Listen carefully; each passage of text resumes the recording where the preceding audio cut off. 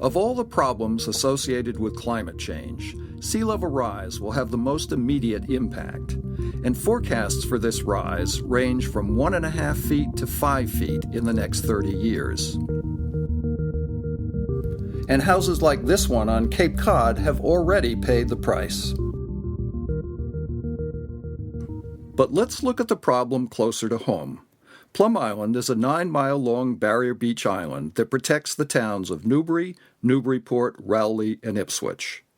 Many of these towns have substantial homes, but a barrier beach needs to be able to move, flex, and pulsate in order to stay healthy. These photographs show that what coastal geologists call longshore currents carry sand from the center of Plum Island north to the Merrimack River and south towards Ipswich. As long as these currents can flow uninterrupted, the island's beaches will stay wide and slow down erosion. But when you build a rigid structure, like a groin, jetty, or seawall, you actually increase the rate of erosion. In this footage, you can see that sand flows north along this section of the beach, and the groin is acting like a dam, holding back sand in the background, but starving the beach in the foreground. Since 2008, 10 houses have been lost, 7 condemned for several months, 1 moved back, and 24 declared in imminent danger. All of the 10 houses that were lost were immediately downstream of the groins. Coastal geology tells us that these 40 frontline houses may continue to wash away at the rate of 1 or 2 per year for the next 20 years.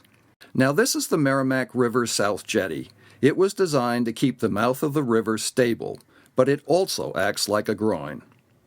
The jetty was repaired in 2014, and now it too acts like a dam holding back a 50-foot-high prism of sand from flowing through the jetty to build up North Point. These are the remains of the road that trucks used to repair the jetty. All the land to the west of the spur of the jetty eroded back 30 to 50 feet between December 2014 and April 2015. So this is what the point looked like before the repair, and this is what it looked like after the repair. The area lost over a football field worth of beach in just 4 short months.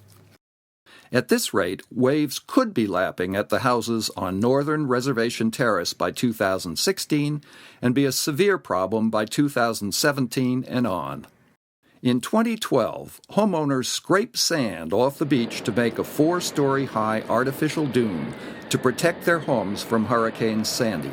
The entire dune was washed away during the next high tide cycle, leaving these stairs dangling in the air 40 feet above the beach. In 2013, homeowners built this seawall over the state's objections. The wall failed and had to be rebuilt in 2013, 2014, and 2015. But seawalls do not fail in a single storm.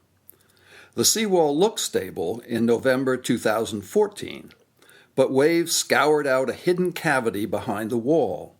A few days later, the sand slumped into the cavity, leaving behind these telltale fissures. Then the blizzards of 2015 started to rage, and the seawall slumped into the cavity, exposing foundations to the full force of the Atlantic Ocean. In April, more boulders were added and sand was scraped off the public beach to cover the repairs. This caused waves to reflect off the seawall, scouring away so much sand that people can no longer walk along this section of the beach during high tides, and swimmers have to contend with sharp, dangerous boulders strewn on the beach below low water. But our future does not have to look this way. If we do things like alter the groins, pump in sand, and rebuild dunes, we can expect the beach to widen by 60 to 100 feet, like the beaches to the north and to the south of the active groin field. If we provide desirable beach facilities, tax revenues that could be lost if these houses wash away can be recouped by parking fees and beach stickers.